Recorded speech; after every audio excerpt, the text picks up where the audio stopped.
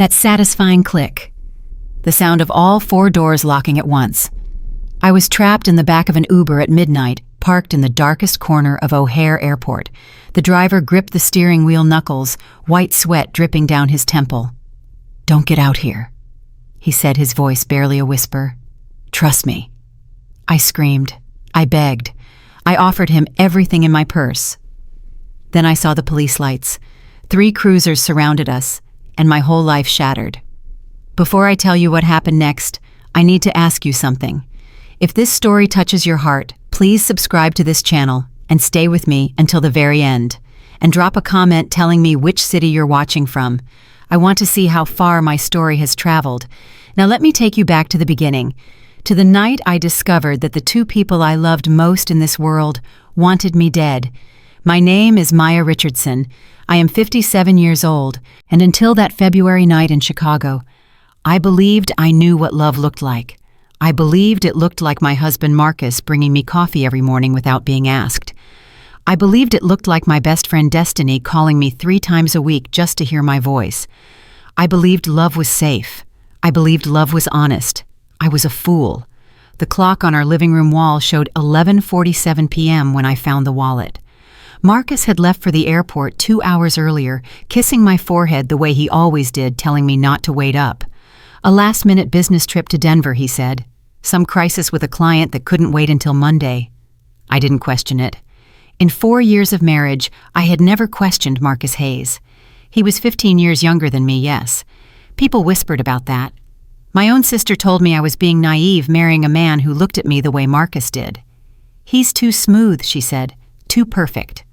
But I didn't listen. After my first husband died of cancer and left me alone at 49, I thought I would never feel butterflies again. Then Marcus walked into my restaurant with that smile, those warm brown eyes, and suddenly I remembered what it felt like to be wanted. So when he left for Denver that night, I simply said, "Be safe, honey. Call me when you land." He promised he would. I was straightening up his home office when I saw it, a corner of brown leather peeking out from under a stack of papers on his desk. I pulled it out and my stomach dropped. His wallet. I flipped it open.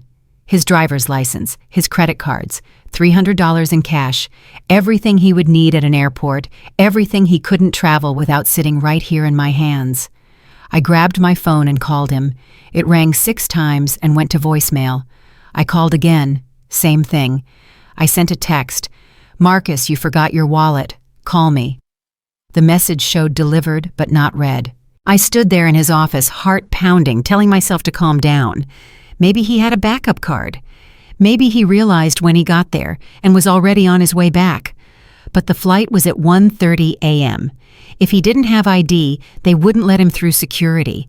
He would miss his meeting. He would be stranded. I couldn't let that happen. I couldn't drive myself. Not at night. I'd had laser eye surgery 3 years ago that went wrong, and now oncoming headlights turned into blinding starbursts that made the road disappear. Our regular driver, Thomas, had gone home hours ago, so I did what anyone would do in 2024. I opened the Uber app. A driver named Walter accepted the ride almost immediately. 4 minutes away. Black sedan. 4.98 rating with over 2,000 trips. I threw on my coat, grabbed Marcus's wallet, and waited by the front door of our Lincoln Park townhouse. The February wind cut through me like a knife. Chicago in winter is cruel, and that night felt crueler than most. The black sedan pulled up exactly when the app said it would. I hurried down the steps and climbed into the back seat. The driver was a black man, maybe late 50s or early 60s, with gray at his temples and deep lines around his eyes. He looked at me through the rearview mirror for just a moment. "O'Hare," he said, "domestic departures." "Yes, please hurry. My husband forgot something important." He nodded once and pulled away from the curb. I noticed it immediately, the silence.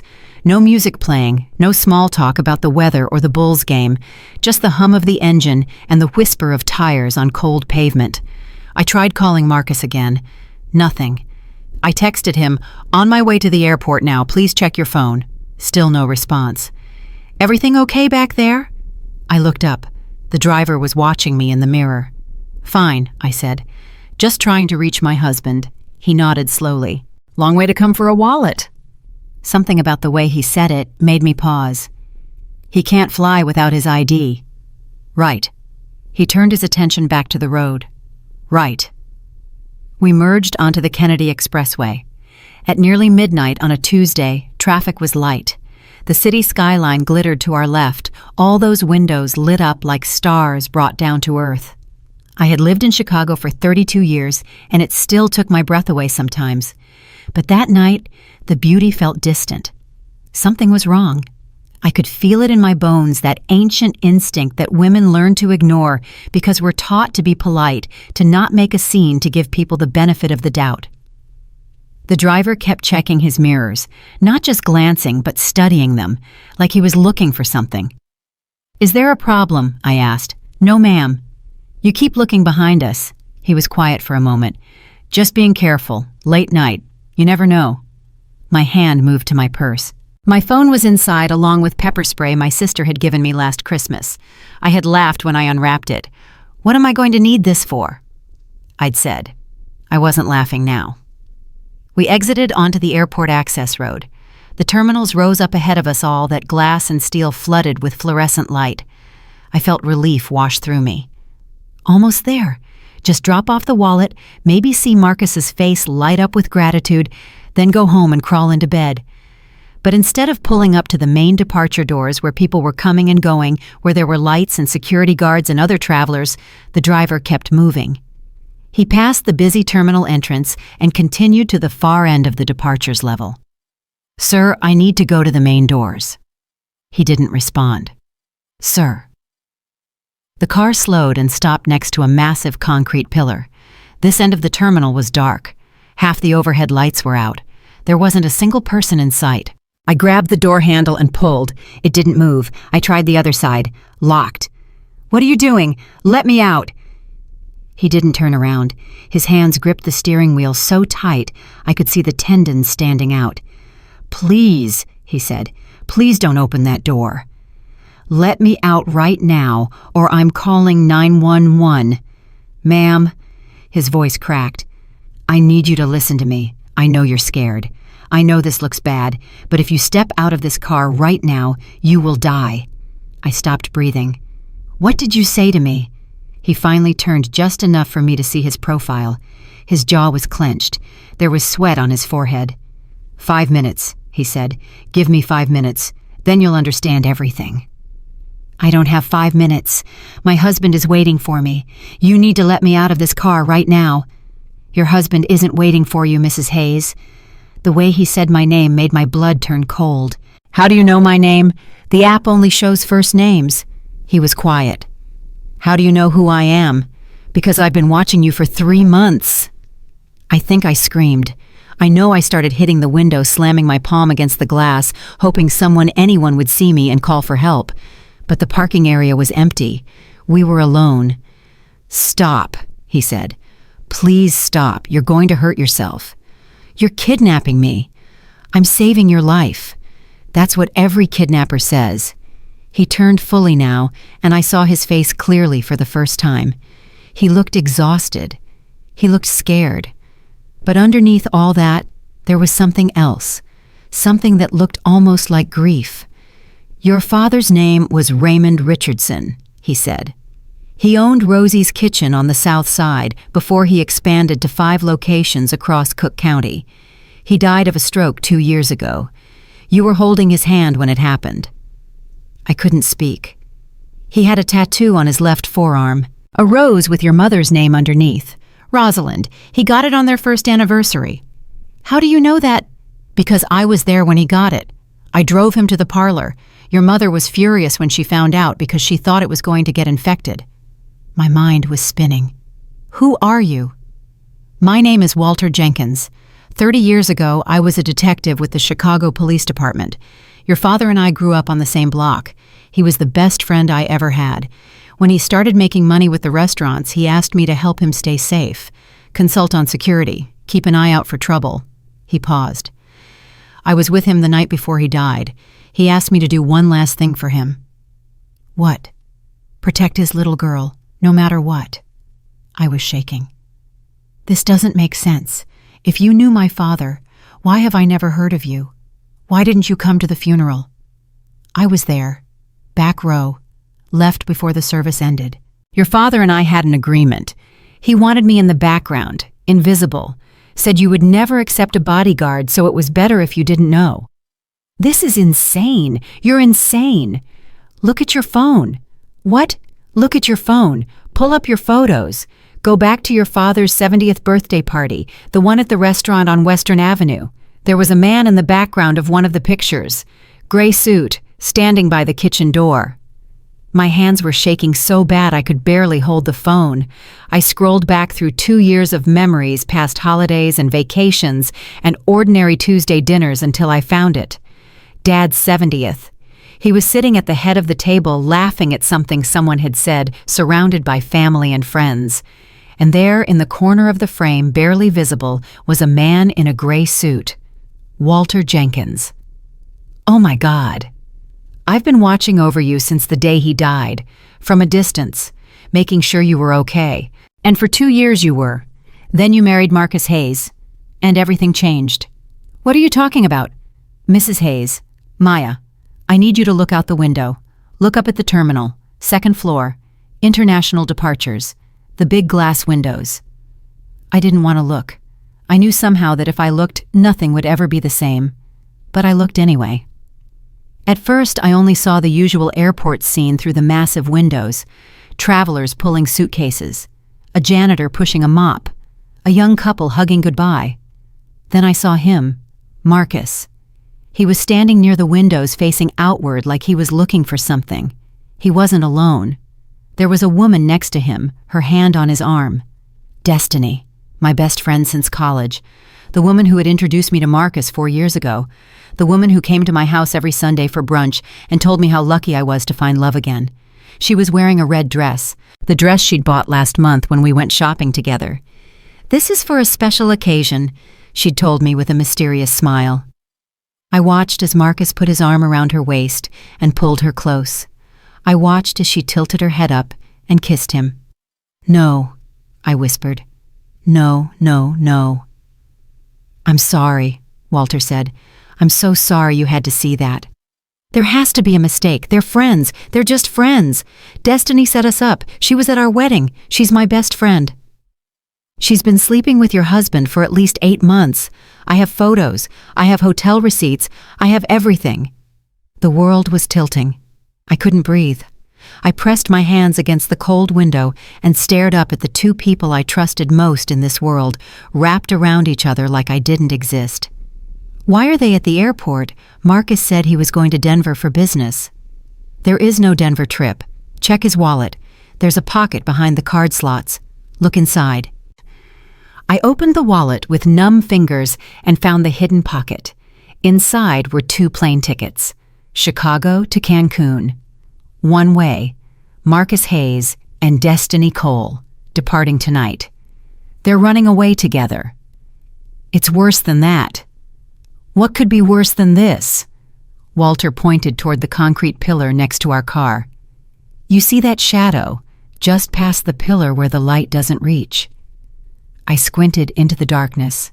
At first I saw nothing. Then, as my eyes adjusted, I made out a shape. A man.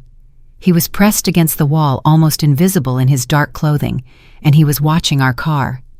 Who is that? His name is Jerome Kessler. He's a professional, been in and out of prison 3 times. Assault, armed robbery, 1 attempted murder charge that didn't stick. Walter's voice was flat, controlled, like he was reading from a report. Your husband hired him 2 weeks ago, paid him $10,000 with another $10,000 due upon completion. Completion of what?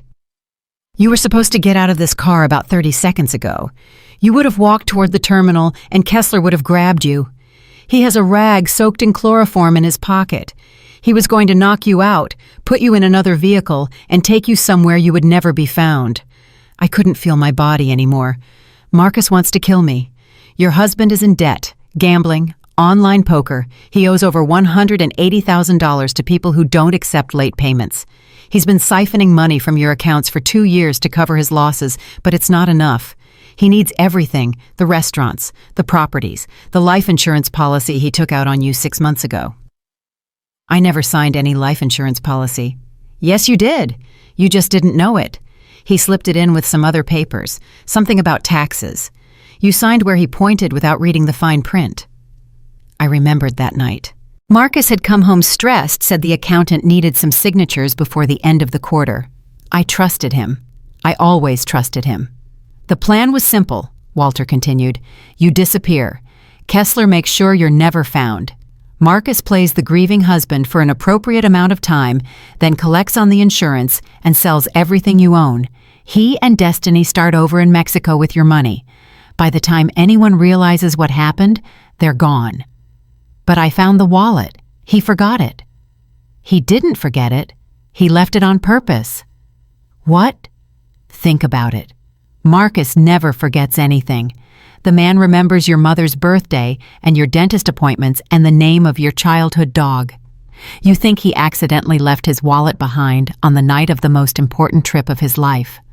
I saw it then, the setup, the trap. He wanted me to find it. He knew you would bring it to him. He knew you couldn't resist being helpful, being the good wife who saves the day. He was counting on it. You would come to the airport alone in the middle of the night and walk right into Kessler's arms. How did you know? How did you know this was happening tonight? Because I've been watching them for months. I've got contacts. People who owe me favors from my days on the force. One of them tipped me off about Kessler being hired. Another one traced the insurance policy. I've been putting the pieces together, waiting for the right moment to warn you, but they moved faster than I expected. When I saw you order an Uber tonight, I intercepted the ride. The driver who was supposed to pick me up.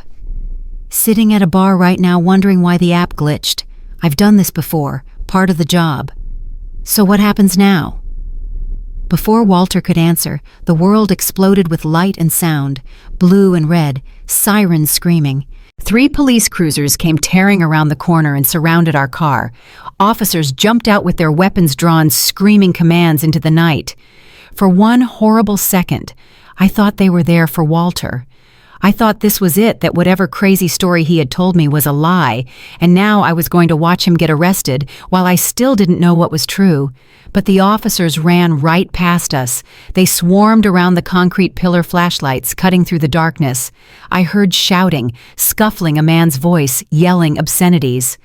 Then I saw them drag Jerome Kessler out of the shadows, face down on the pavement, hands cuffed behind his back. One officer held up an evidence bag. Inside was a white rag that seemed to shimmer with liquid. Another officer pulled a folding knife from Kessler's pocket. "It's over," Walter said quietly. "They got him." I was crying. I didn't realize it until I felt the tears dripping onto my coat. "The police, you called them. I've got friends who still carry a badge.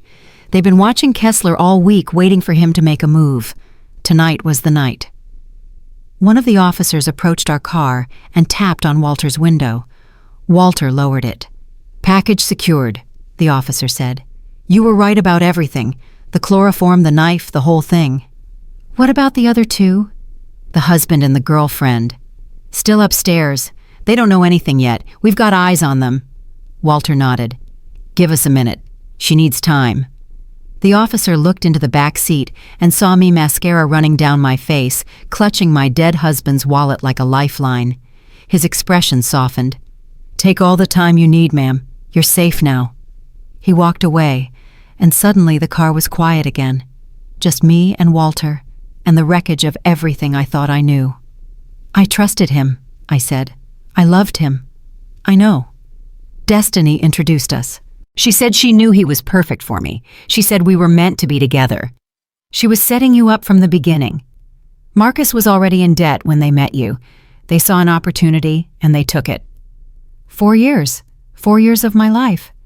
You didn't waste them. You survived them. That's what matters now. I looked up through the window again. Marcus and Destiny were still there, still visible through the glass. They were arguing now, gesturing frantically, clearly panicking about something. Maybe they had seen the police cars. Maybe they were starting to realize their plan was falling apart. What happens to them? That's up to you. We have evidence of conspiracy to commit murder insurance fraud and about a dozen other charges. If you want to press charges, they'll go to prison. Both of them. I want to see them. I want to look them in the eye. That's not a good idea right now. I don't care. I need to see their faces when they realize I know. I need to see them understand that I'm still alive. Walter studied me for a long moment. Then he reached over and unlocked the doors. The police will be watching. I'll be watching. If you want to confront them, do it. But don't let them see you cry. Don't give them that satisfaction. I wiped my face with the back of my hand. I straightened my coat. I put Marcus's wallet in my purse next to the pepper spray I never thought I'd need. Then I opened the door and stepped out into the cold Chicago night. I was still breathing. I was still standing. And I was about to show my husband and my best friend exactly what happens when you underestimate Maya Richardson. The walk toward the terminal felt like the longest of my life. Every step echoed against the concrete. Every breath formed clouds in the frozen air. But I kept moving. I kept my head high, because somewhere in the last hour, something had changed inside me. The Maya who left Lincoln Park at midnight was gone. She died in the back of that black sedan, surrounded by police lights and shattered illusions. The Maya walking toward those glass doors was someone new, someone who would never be fooled again. The automatic doors slid open, and warm air hit my face like a slap. After the bitter cold outside the terminal felt almost suffocating, I stood there for a moment, letting my eyes adjust to the fluorescent brightness, letting my heart find a rhythm that didn't feel like it was trying to escape my chest. The escalator to the second floor was directly ahead, international departures, where my husband and my best friend were waiting for a flight to their new life together, a life built on my grave. I stepped onto the escalator and watched the ground floor sink away beneath me. A young mother with a sleeping toddler rode down past me. A businessman talked loudly into his phone about quarterly projections. Normal people living normal lives, completely unaware that 20 feet above them, a woman was about to confront the people who had tried to murder her. I saw them before they saw me. Marcus was pacing near the windows, his phone pressed to his ear. Even from this distance, I could see the tension in his shoulders, the way he kept running his free hand through his hair. He was panicked. Something had gone wrong with his perfect plan, and he didn't know what. Destiny sat on a bench nearby, legs crossed, scrolling through her phone, like she didn't have a care in the world. 2 large suitcases stood beside her. Expensive luggage. I recognized them because I had been with her when she bought them last month. Investment pieces, she'd called them. Now I understood what she was investing in. My feet carried me forward without my permission. 1 step, then another. The distance between us shrank. 30 feet, 20, 10. Marcus turned and saw me. The phone slipped from his hand and clattered against the tile floor. His face went through about 6 different expressions in 2 seconds. Shock, confusion, fear. Then, because he was Marcus, and he was always so good at pretending, a mask of concern slid into place. "Maya, baby, what are you doing here?" Destiny's head snapped up. Her eyes went wide. She stood so fast, she nearly tripped over the suitcases. "Maya, oh my God, what a surprise!" I stopped about 5 feet away from them, close enough to see the sweat beading on Marcus's forehead, close enough to smell Destiny's perfume, the same perfume I had complimented just last week. "You forgot your wallet," I said. My voice sounded strange to my own ears, calm, steady, like it belonged to someone else entirely. Marcus blinked. "What?" I held up the wallet. "Your wallet. You left it on your desk. I found it after you left, and I thought you might need it for your flight." He stared at the wallet like it was a snake about to bite him. Thank you. That's so thoughtful." "Denver, right? That's where you said you were going. Emergency meeting with a client." "Right, yes, Denver." "Then why does your ticket say Cancun?" The mask cracked. Just for a second, but I saw it. Pure terror flashing in his eyes before he got control of himself again. "What are you talking about?" "I found the tickets, Marcus, hidden in your wallet. 2 one-way tickets to Cancun. 1 for you, 1 for Destiny." Destiny stepped forward, her hands raised like she was approaching a wild animal. Maya, sweetie, I can explain. Can you? Because I would love to hear you explain why you're at the airport at midnight with my husband wearing matching plane tickets to Mexico. It's not what it looks like. Really. Because it looks like you've been sleeping with my husband. It looks like you've been planning this for months. It looks like my best friend and my husband are running away together with my money. Marcus moved toward me. Maya, you're upset. You're confused. Let's go somewhere private and talk about this. Don't touch me. He froze. Don't you ever touch me again. Baby, please. Whatever you think is happening here, you're wrong. Destiny and I we were planning a surprise for you. A vacation. For our anniversary. Our anniversary was 3 months ago. A belated anniversary trip. We wanted it to be perfect. So perfect that you only bought 2 tickets. He opened his mouth, closed it, opened it again. For the first time in 4 years, Marcus Hayes had nothing to say. I know about the insurance policy, I said, the one you forged my signature on. I know about the gambling debts. I know about Jerome Kessler. That name hit him like a physical blow. He actually stumbled backward. How do you know that name? I know everything, Marcus. I know you left the wallet on purpose. I know you wanted me to come to the airport tonight. I know there was a man waiting in the shadows to kidnap me and make sure I was never found. Destiny grabbed Marcus's arm. What is she talking about? What man? What's going on? Did you know? I turned to her. Did you know he was planning to have me killed, or were you just in it for the affair? Killed Maya. That's crazy. Nobody was going to kill you. The police have him in custody right now. Jerome Kessler. He had chloroform and a knife. He was going to grab me as soon as I stepped out of my car. Destiny's face went pale. She turned to Marcus. You said she would just disappear. You said you had people who would take her somewhere and we'd never have to worry about her again. You never said anything about killing her. Shut up, Marcus hissed. Oh my God, Marcus, you were actually going to murder her. I said shut up. I thought we were just going to start over. I thought she would go away and we would have the money and everything would be fine. You never told me someone was going to die. I watched them turn on each other. The perfect partnership, the romantic conspiracy crumbling right before my eyes. It should have felt satisfying. Instead, I just felt tired. So incredibly tired. How long? I asked. They both looked at me. How long have you been together? The real answer this time. Marcus wouldn't meet my eyes. Destiny was crying now, mascara running down her cheeks in black rivers. 3 years, she whispered. Since before you got married. 3 years. Before the wedding. My entire marriage had been a lie from the very first day. You introduced us, I said to Destiny. You told me he was perfect for me. You said you'd never seen 2 people more meant to be together. I'm sorry. Maya, I'm so sorry. I never meant for it to go this far.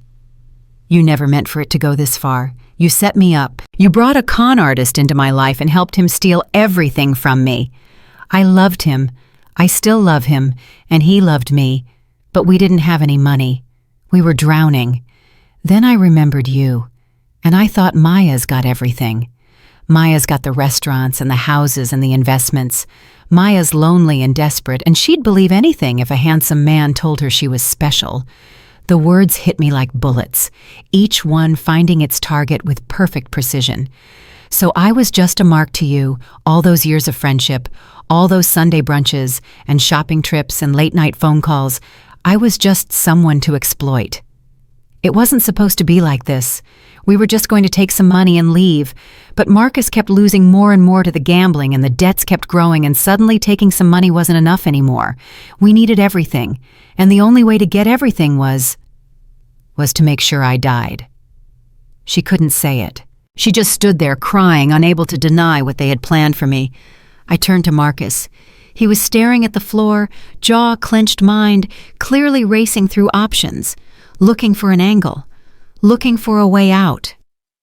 You kissed me goodbye tonight, I said. You told me you loved me. You knew that in a few hours I would be dead, and you kissed me like nothing was wrong. Maya, did you feel anything? When you looked at me tonight, knowing it was the last time you'd see me alive, did you feel anything at all?" He finally met my eyes, and in that moment, the mask fell away completely. I saw who he really was. Not the charming man who brought me coffee, not the loving husband who held me when I cried about my father, just a cold, calculating stranger who had never loved me for a single second. "You were a means to an end," he said. "That's all you ever were." I had thought I was prepared. I had thought after everything Walter told me that nothing Marcus said could hurt me anymore. I was wrong. Those words cut deeper than any knife Jerome Kessler could have used, because they meant that every memory I had of the last 4 years was a lie. Every tender moment, every whispered "I love you," every plan we made for the future, all of it was nothing but performance. I felt something break inside me, something that had been holding me together since I got into Walter's car. The shock and the adrenaline and the determination to stay strong, it all collapsed at once. But I didn't cry. Not in front of them. I would not give them that. "You're going to prison," I said. "Both of you, for a very long time." Marcus laughed. It was an ugly sound. "You think so? You think your little story is going to hold up in court? It's your word against ours, and everyone knows how much you loved me. Everyone knows how desperate you were to find someone after your first husband died. They'll think you're a crazy, jealous old woman making up stories because you can't accept that your younger husband wanted someone else. There's evidence. The insurance policy, the bank transfers, the communications between you and Kessler. Evidence can disappear. Witnesses can change their stories. You'd be amazed what money can buy. You don't have any money. You gambled it all away." That hit a nerve. His face twisted with rage. "I will find a way out of this. I always find a way. And when I do, I'm going to make sure you regret ever crossing me." "Is that a threat?" "It's a promise." I felt a presence behind me, warm and solid and reassuring. "Everything okay here?" Walter's voice. I turned and saw him standing a few feet away, hands in his pockets, looking for all the world like a concerned stranger who happened to be passing by. But his eyes were sharp, taking in every detail. "Who the hell are you?" Marcus demanded. "Just an Uber driver. Gave this nice lady a ride to the airport tonight. Couldn't help but notice things seem a little tense." "Mind your own business, old man." Walter smiled. It wasn't a friendly smile. "You know, in my experience, men who threaten women in public places usually have a lot to hide. Makes me think maybe I should stick around, make sure everyone stays civil." Marcus took a step toward him. "I said mind your own business." "And I said I'm staying right here, unless you want to make something of it." They stared at each other for a long moment. Marcus was younger, bigger, probably stronger, but something in Walter's eyes made him hesitate. The look of a man who had seen violence, who understood it, who wasn't afraid of it. Marcus backed down. "This isn't over," he said to me. "Not by a long shot." "Actually, it is." A new voice. We all turned. 2 uniformed police officers were walking toward us, followed by a man in a suit who had detective written all over him. The detective held up a badge. "Marcus Hayes, Destiny Cole. I'm Detective Morrison with Chicago PD. You're both under arrest for conspiracy to commit murder." Everything happened very fast after that. Miranda rights being read, handcuffs clicking shut, Marcus shouting about lawyers and false accusations, Destiny sobbing and saying she didn't know, she didn't understand, she never wanted anyone to get hurt. I stood and watched them being led away. My husband of 4 years, my best friend of 20, disappearing into the fluorescent maze of the airport, surrounded by officers, their lives as they knew them ending with every step. And I felt nothing, not satisfaction, not relief, not even sadness, just a vast empty nothing where my heart used to be. Walter appeared beside me. "You okay?" "I don't know." "That's fair." I thought I would feel something. Watching them get arrested, I thought I would feel vindicated or triumphant or at least relieved. "What do you feel?" I considered the question. "Tired. I feel really, really tired." That's trauma. It catches up with you. Right now you're running on adrenaline and shock. Tomorrow, next week, next month, you're going to feel everything you're not feeling right now, and it's going to hurt like hell. You sound like you've been through this before. I spent 30 years as a cop. I've seen people get betrayed by the ones they love more times than I can count.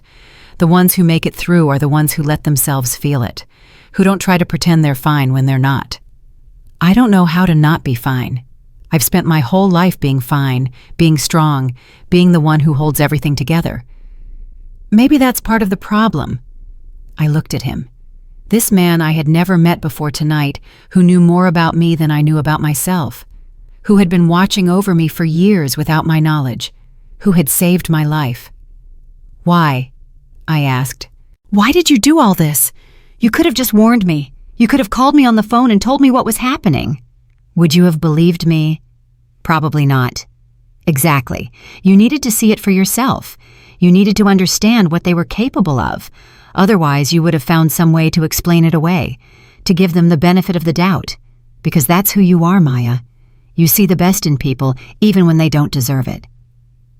Is that a bad thing? It's a beautiful thing. It's also the thing that almost got you killed tonight. We stood in silence for a while, watching the normal flow of airport life continue around us.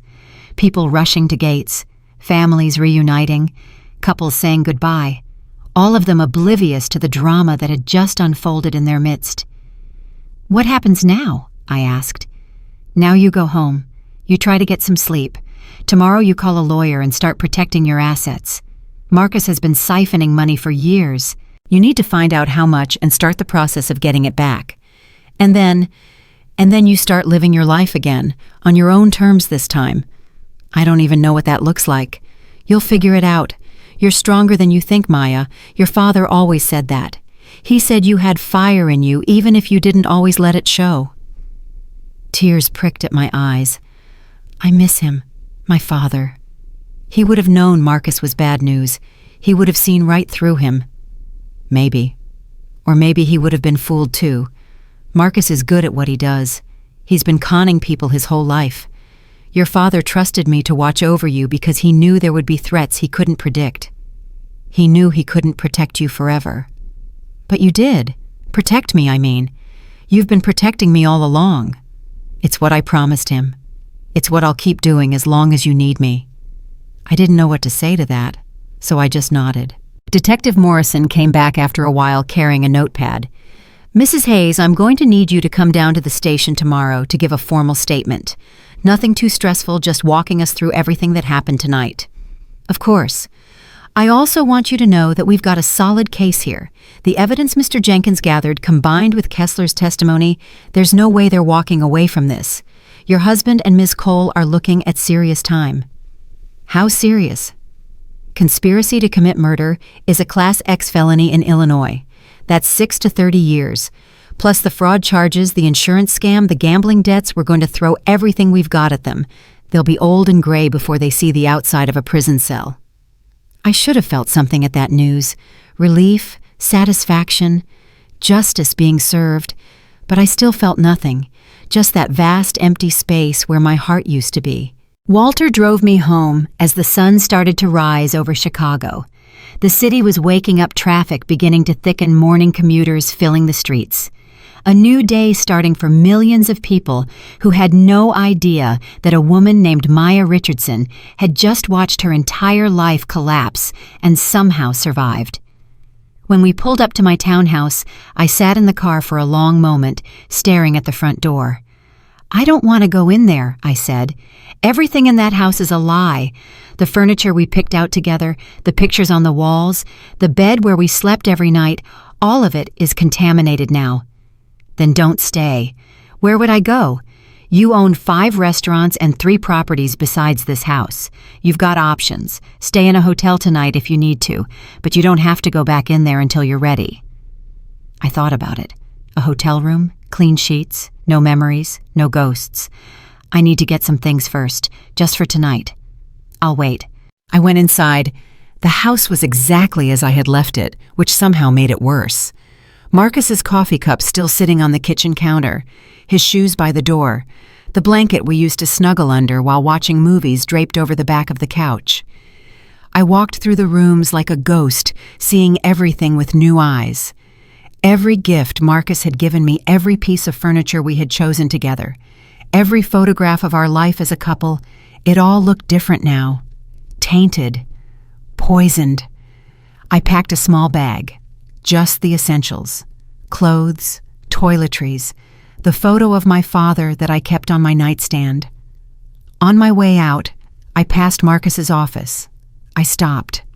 The wallet was still in my purse. His wallet with all its secrets. But there might be more. More evidence. More lies waiting to be discovered.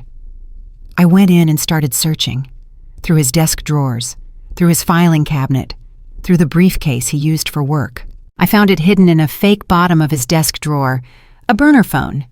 The kind you buy at a convenience store with cash, untraceable, disposable. I turned it on. There were dozens of text messages, all of them to and from Destiny. I scrolled through reading their secret communications. The planning, the scheming, the way they talked about me when they thought no one was listening. "She's so pathetic," Destiny had written 3 months ago. "Always trying so hard to make everyone happy, like a puppy begging for attention." "That's what makes her perfect," Marcus had replied. "She's so desperate to be loved that she'll believe anything." I read through months of messages. The early ones were mostly about the affair arranging meetups, complaining about having to keep up appearances. But as time went on, the tone shifted. The gambling debts getting worse, the pressure mounting. And then about 6 weeks ago, the first mention of a more permanent solution. "We could get rid of her," Marcus had written. "Make it look like an accident, take everything." "Are you serious?" Destiny had asked. "Dead serious. I know a guy. It would be clean. No one would ever know." "I don't know, Marcus. That's murder." "It's survival. Us or her. Which do you choose?" There was a long gap in the messages after that. Hours where Destiny didn't respond. I imagined her wrestling with the decision. My best friend since college trying to decide whether my life was worth preserving. Finally, her response, "Okay, tell me what we need to do." I put down the phone. My hands were shaking. This was it. This was the final piece of evidence. Proof in their own words that they had planned to kill me. That it wasn't some impulsive decision or desperate act. They had thought about it, discussed it, agreed to it. And then they had kissed me on the cheek and told me they loved me. I took the phone with me when I left. Another piece of evidence for the police. Another nail in their coffins. Walter was still waiting in the car. He saw my face when I got in and didn't ask questions. He just started driving. He took me to a hotel near the lake. Nice, but not fancy. The kind of place where nobody asks questions and everybody minds their own business. He walked me to the front desk, made sure I got checked in, and then handed me a card with his number on it. "Call me if you need anything, day or night. I mean it. Thank you for everything. Don't thank me yet. The hard part is just beginning." I knew he was right. The arrest was just the start. There would be trials, testimonies, lawyers and courtrooms and media coverage. Everyone in Chicago would know that Maya Richardson's husband had tried to have her killed. I would become a story, a headline, a cautionary tale. But that was tomorrow's problem. Tonight, all I wanted was to close my eyes and not think for a few hours. I rode the elevator to my floor, walked down the silent hallway, slid the keycard into the lock and stepped into a room that held no memories at all. Clean, empty, safe. I dropped my bag on the floor and walked to the window. The sun was fully up now, painting the city in shades of gold and rose. Lake Michigan stretched out to the horizon, endless and calm.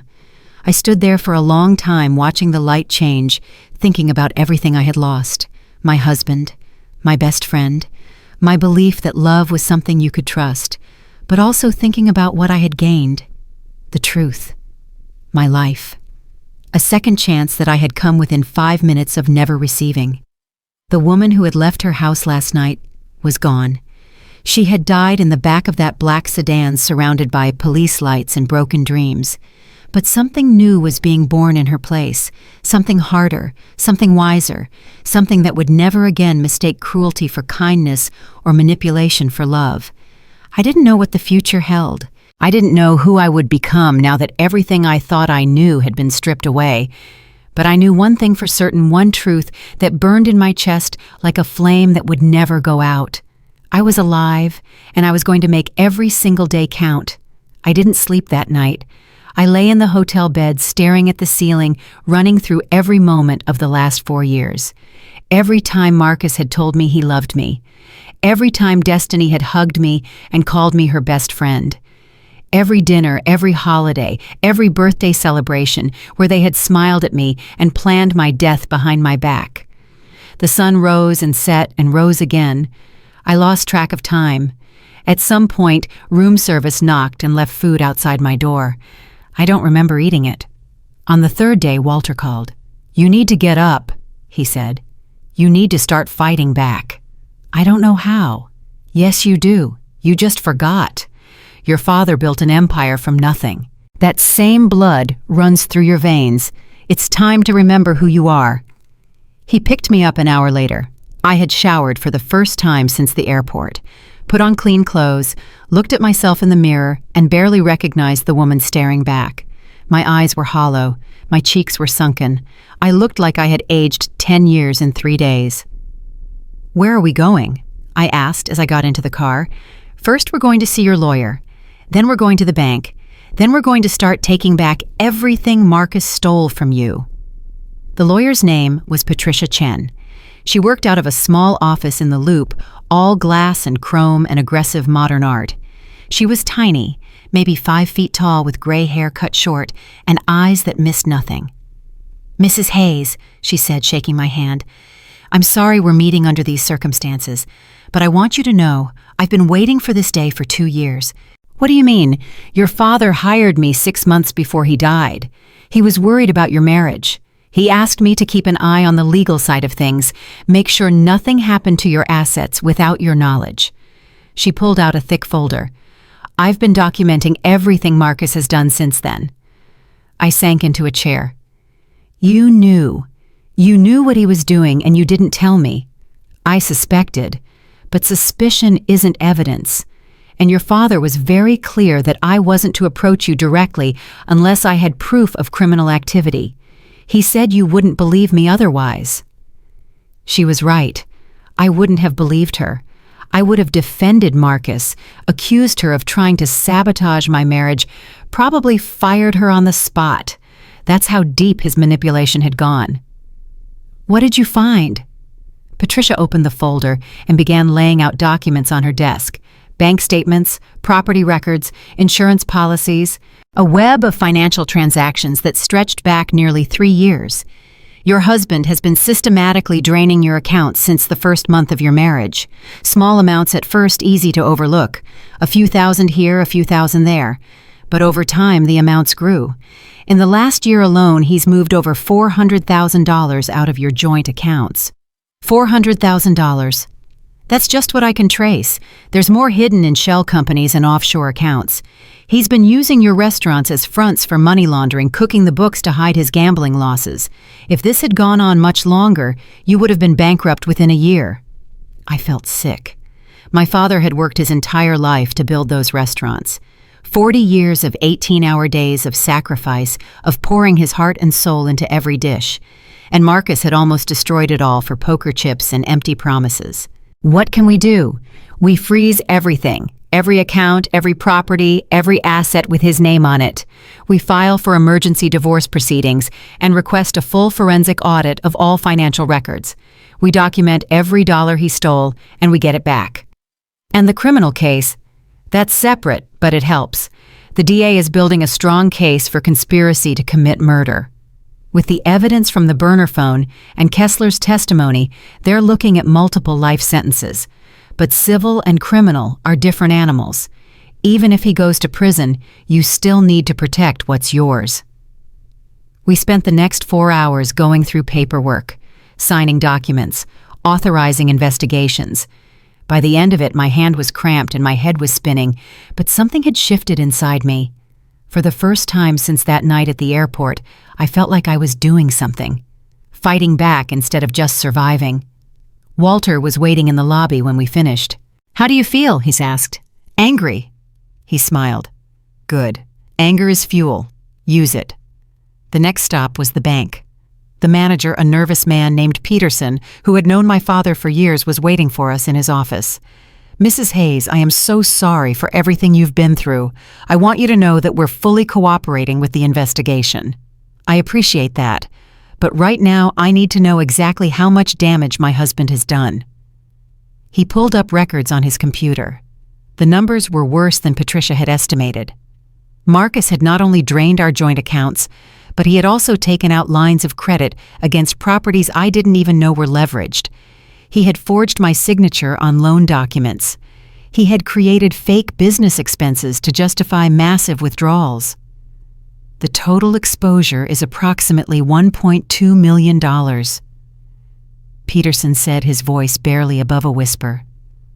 $1.2 million. Gone. Stolen by the man who had promised to love and protect me. How is that possible? How did no one catch this? He was very careful. He knew our systems knew which transactions would trigger alerts and which wouldn't. And frankly, Mrs. Hayes, he was your husband. We had no reason to suspect he was acting against your interests. You have reason now. Yes, ma'am. We've already frozen all accounts associated with his name. Any further transactions will require your personal authorization. We're also working with the fraud department to trace the money and see how much can be recovered. How much do you think that will be? Peterson hesitated. Honestly, if we're lucky, maybe 30%. The rest is probably gone. Gambling debts, offshore accounts, payments to people like Kessler. It's very difficult to recover money once it leaves the country. 30%. Out of everything my father had built, everything I had trusted Marcus to help me protect, I might get back 30%. I stood up. Thank you for your time, Mr. Peterson. I'll be in touch. Walter drove me back to the hotel. I was quiet for most of the ride, processing everything I had learned. The scope of the betrayal was almost too big to comprehend. It wasn't just the affair. It wasn't just the murder plot. Marcus had been systematically destroying my entire life, piece by piece, for years. You're thinking too hard, Walter said. How am I supposed to not think about this? You're not supposed to stop thinking. You're supposed to think about the right things. The money is gone. Some of it anyway. You can't change that. But you still have the restaurants. You still have the properties that weren't leveraged. You still have your health and your freedom and your life. That's more than most people in your situation end up with. Most people in my situation end up dead. Exactly. So stop focusing on what you lost and start focusing on what you still have and what you're going to build next. I looked at him. This man who had been watching over me for years without my knowledge, who had saved my life and asked for nothing in return. Why do you care so much? My father's been gone for 2 years. Whatever promise you made him, you've more than fulfilled it. You could walk away right now, and no one would blame you. Walter was quiet for a long moment. When he spoke, his voice was different, softer, more vulnerable. Your father was the first person who ever believed in me. I grew up on the South Side, same neighborhood as him. But while he was building restaurants and making something of himself, I was running with the wrong crowd, getting into trouble, heading nowhere fast. What happened? Raymond happened. He saw me one day getting arrested for the 3rd time in 6 months. I was 19 years old looking at real prison time, and he marched into that police station like he owned the place, posted my bail, drove me to his restaurant, sat me down, and told me I had a choice. I could keep going the way I was going and end up dead or in prison, or I could let him help me become something better. He never told me any of this. He wouldn't. That wasn't his way. He just did things for people and never expected anything in return. He got me a job at the restaurant, paid for me to go back to school. When I said I wanted to be a cop, he supported me every step of the way, showed up at my graduation from the academy, cried like a baby when I got my badge. I felt tears prick my eyes. That was my father, always helping people, always believing in second chances. When he got sick, Walter continued, he called me to his hospital bed, said he was worried about you, said you were too trusting, too kind for your own good. He was afraid someone would take advantage of that kindness. He asked me to watch over you, to make sure you were safe. And you've been doing that ever since. It's the least I can do. Your father gave me my life. The least I can do is protect his daughter. We pulled up to the hotel. I didn't get out right away. "Walter, I need to ask you something, and I need you to be honest with me." "Always." "Did you know about Marcus from the beginning? When I first started dating him, did you know he was bad news?" Walter sighed. "I suspected. He was too smooth, too perfect. Nobody's that charming without a reason. But I didn't have proof. And your father had been very clear that I wasn't supposed to interfere unless there was real danger. He said you deserved the chance to make your own choices, even if those choices turned out to be mistakes. So you just watched? For 4 years, you watched me marry a man who was planning to kill me." "I watched. I investigated. I gathered evidence. And when the time came, I acted. If I had approached you earlier without proof, you would have pushed me away. You would have chosen Marcus over me. And then I wouldn't have been able to protect you when it really mattered." He was right. I hated that he was right, but he was. If Walter had come to me a year ago and told me my husband was a con artist and my best friend was sleeping with him, I would have thought he was crazy. I would have told Marcus about the strange man making accusations, and Marcus would have accelerated his plans. "I'm not angry at you," I said finally.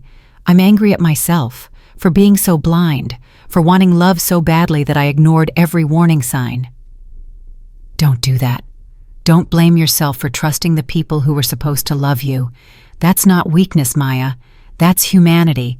The fault lies with the people who exploited that trust, not with you for having it." I nodded slowly.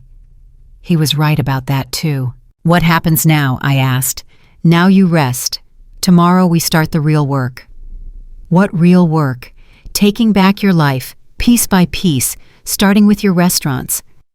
I didn't understand what he meant until the next morning when he picked me up and drove me to Rosie's Kitchen on the south side, the original location, the one my father had opened 40 years ago with nothing but a small loan and a dream.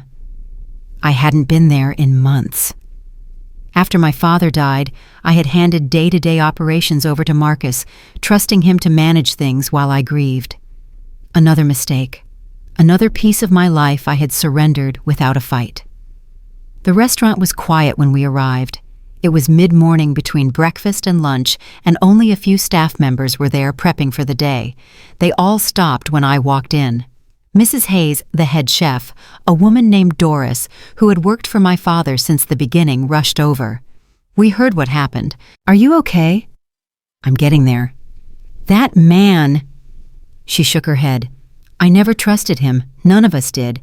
But we didn't know how to tell you. You should have told me anyway." "We tried. Remember when I said the numbers didn't look right last year? You said Marcus would handle it. You said I should focus on the food and let him worry about the finances." I remembered. I had dismissed her concerns without a second thought. Marcus had told me Doris was old-fashioned, resistant to change, suspicious of anyone who wasn't family. And I had believed him. "I'm sorry," I said. "I should have listened. You're here now. That's what matters." I spent the rest of the day at the restaurant, going through the books, talking to the staff, seeing for myself what Marcus had done in my absence. The picture that emerged was worse than I had imagined. He had cut corners on ingredients, switching to cheaper suppliers and pocketing the difference. He had reduced staff hours to save money, then claimed the savings as legitimate business expenses while actually funneling them to his gambling accounts. He had let maintenance slide until the kitchen equipment was barely functional. He had driven away longtime customers with his cost-cutting measures and then blamed the losses on a changing market.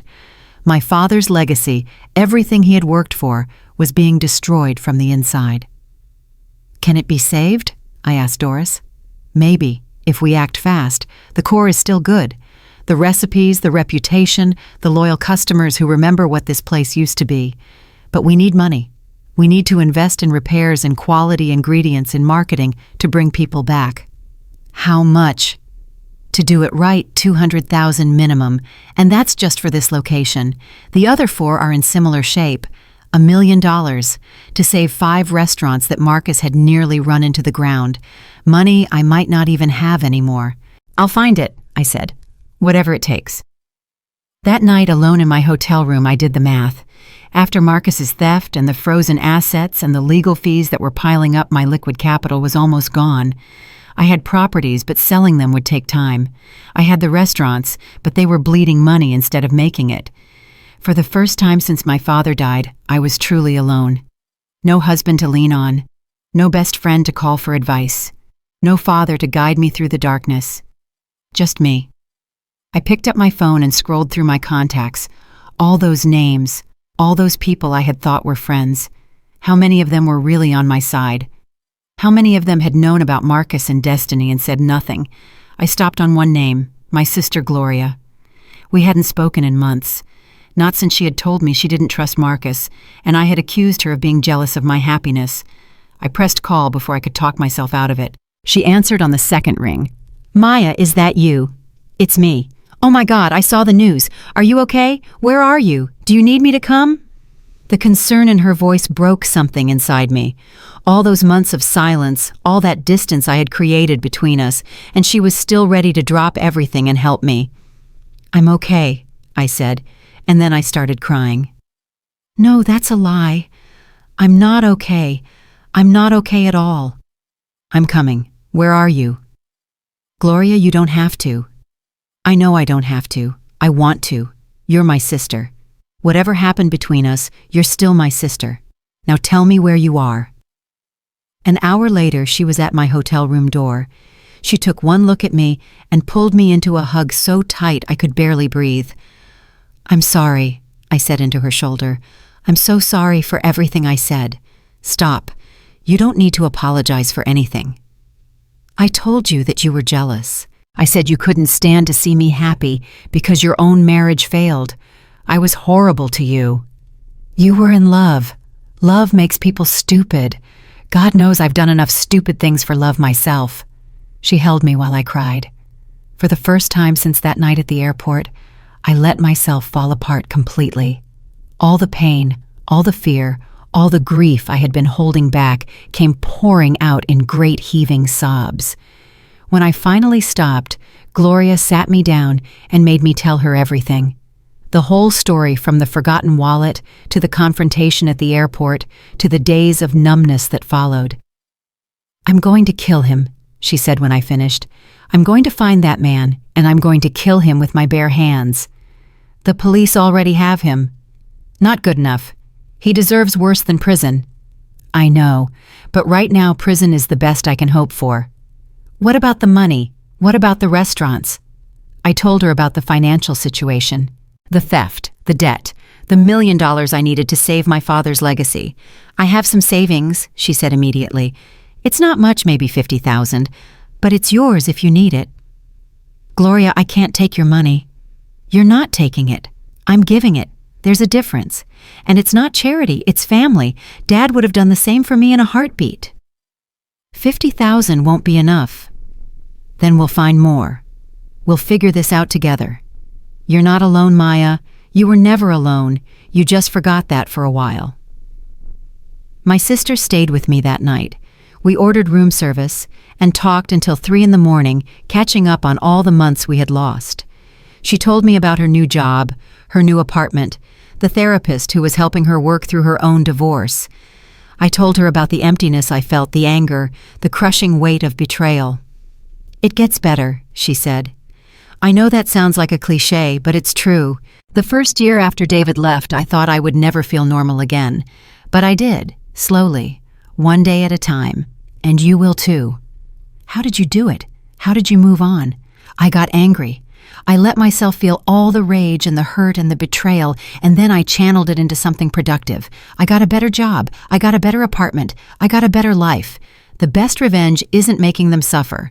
It's making yourself happy." I thought about that for a long time after Gloria fell asleep on the hotel couch. Making myself happy. It seemed like such a simple concept. But after 4 years of shaping my entire life around Marcus's needs and wants, I wasn't even sure I remembered what happiness looked like. What did I want? What did Maya Richardson want? Separate from what her husband wanted.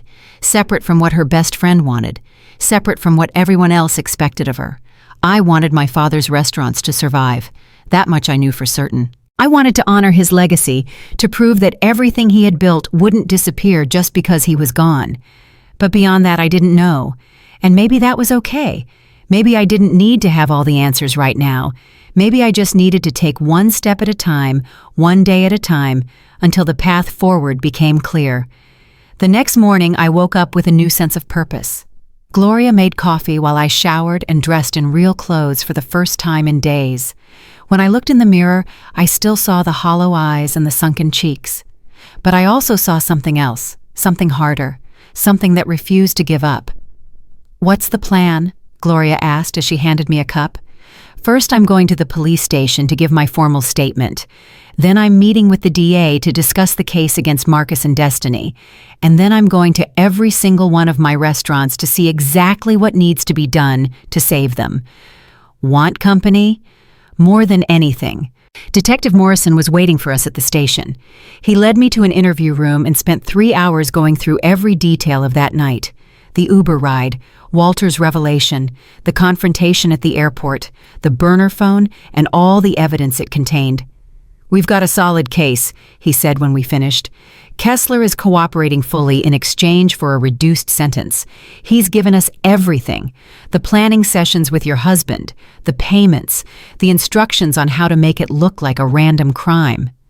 "What about Destiny? What is she saying?" "She's claiming she didn't know about the murder plot. Says she thought they were just running away together, that she had no idea Kessler was involved."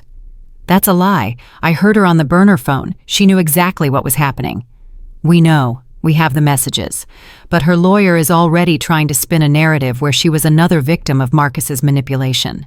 An innocent woman who got swept up in a scheme she didn't understand." "You don't believe that?" "What I believe doesn't matter. What matters is what we can prove.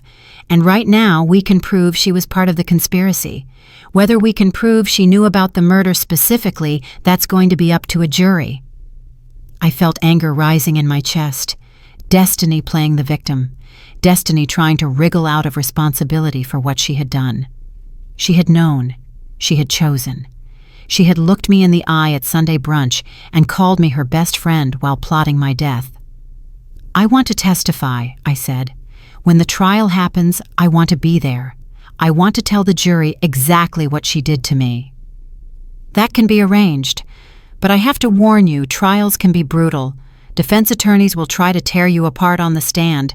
They'll bring up everything: your past, your mental state, any reason they can find to make the jury doubt your credibility." "I don't care. I'm not hiding from this. I'm not going to let her get away with what she did." Morrison nodded with something that looked like respect. "Then we'll be in touch. The arraignment is next week. After that, we'll start preparing for trial." After the police station, Gloria and I went to see the DA, then to the bank, then to each of the 5 restaurants one by one, assessing the damage and making plans for repair. It was exhausting, overwhelming. There were moments when I wanted to curl up in a ball and disappear, but every time I felt myself slipping, I thought about Walter's words. "Anger is fuel. Use it." So I used it. I channeled every ounce of rage and hurt into action, into reclaiming what was mine, into becoming the woman my father had always believed I could be. By the end of that first week, I had a plan. It wasn't perfect. It wasn't even complete. But it was a start. And for the first time since that night at the airport, I felt something other than pain. I felt hope. 3 months passed faster than I thought possible. 3 months of lawyers and depositions and sleepless nights. 3 months of rebuilding what Marcus had torn down. 3 months of becoming someone I barely recognized. The trial was set for May. The prosecution had decided to try Marcus and Destiny together, arguing that their conspiracy was so intertwined that separating them would make the case harder to prove. Their lawyers had fought against it, of course. Destiny's attorney was still pushing the narrative that she was an innocent victim manipulated by a master con artist. But the judge had seen the text messages. He had seen the evidence. He ruled that they would face justice together, the same way they had planned my death together. I was at the Southside restaurant when I got the call from Detective Morrison. "Mrs. Hayes, I need to see you. Something's come up." "Good something or bad something?" "Complicated something." "Can you come to the station this afternoon?" I closed my laptop and grabbed my coat. Gloria looked up from the stack of invoices she was helping me sort through. "Everything okay?" "I don't know. Morrison wants to see me." "Want me to come?" "No, finish those invoices. I'll call you when I know what's going on." Walter was waiting outside in his car, the same black sedan that had changed my life. In the months since that night, he had become a constant presence. Not intrusive, just there, watching, protecting, the way he had promised my father he would. "Morrison called you too?" I asked as I got in. "He called me first, asked me to bring you in." "What's this about? Kessler wants to talk." I felt my stomach clench. Jerome Kessler, the man who was supposed to kidnap me, the man with the chloroform rag and the knife. I had tried not to think about him too much in the past 3 months. He was a tool, I had told myself, a weapon Marcus had aimed at me. The real villains were my husband and my best friend. But that didn't change the fact that he had stood in the shadows waiting to drag me into the darkness. Why does he want to talk to me? He says he has information, something he didn't tell the police before. He'll only share it with you directly. Is that even allowed? Morrison pulled some strings. Kessler's lawyer agreed. Whatever he has to say, he wants you to hear it first. We drove the rest of the way in silence.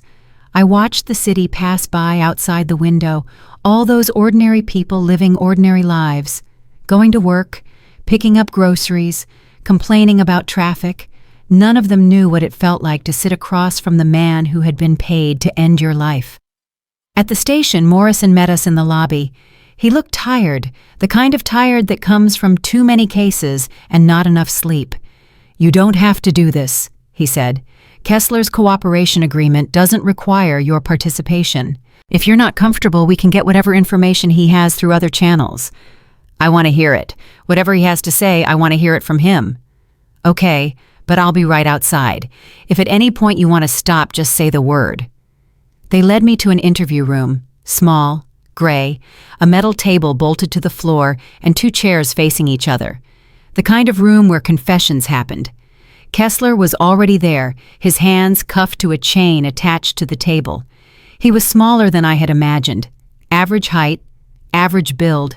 The kind of face you would pass on the street without a second glance. That was probably what made him good at his job. He looked up when I walked in. His eyes were flat, empty, like looking into the eyes of a shark. "Mrs. Hayes," he said, "thank you for coming." I sat down across from him, keeping my hands in my lap so he wouldn't see them shaking. "You wanted to talk.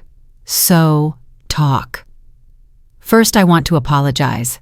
I almost laughed. "Apologize. You were going to kidnap me and kill me." "I know. And I'm not going to pretend I'm a good person. I've done terrible things for money, things that keep me up at night. But your husband, what he did to you, that's a different kind of evil." "What do you mean?" Kessler leaned forward as much as his chains would allow. "I've worked for a lot of people, Mrs. Hayes.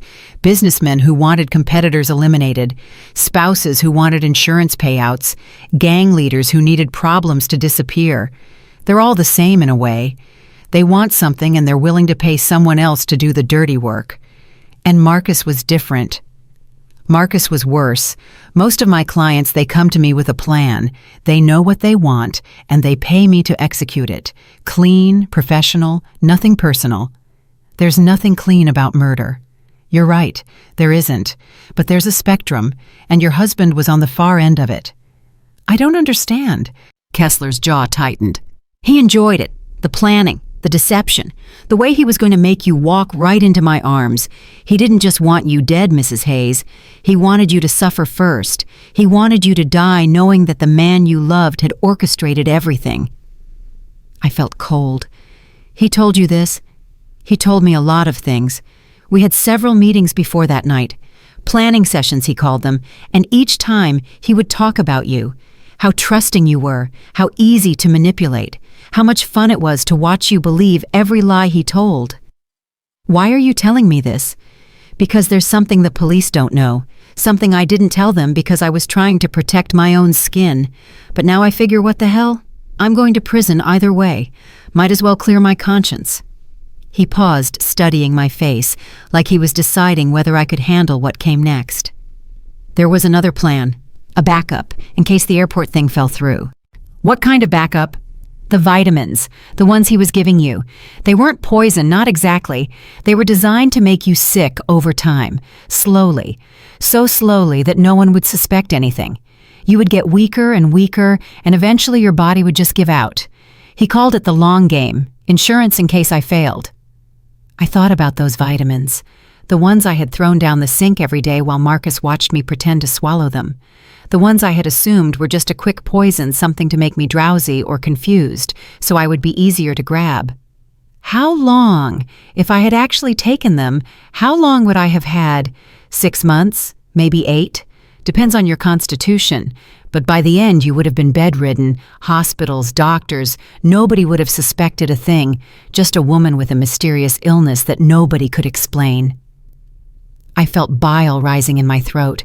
6 months of slow death. 6 months of Marcus playing the devoted husband, watching me waste away, counting down the days until he could collect his inheritance.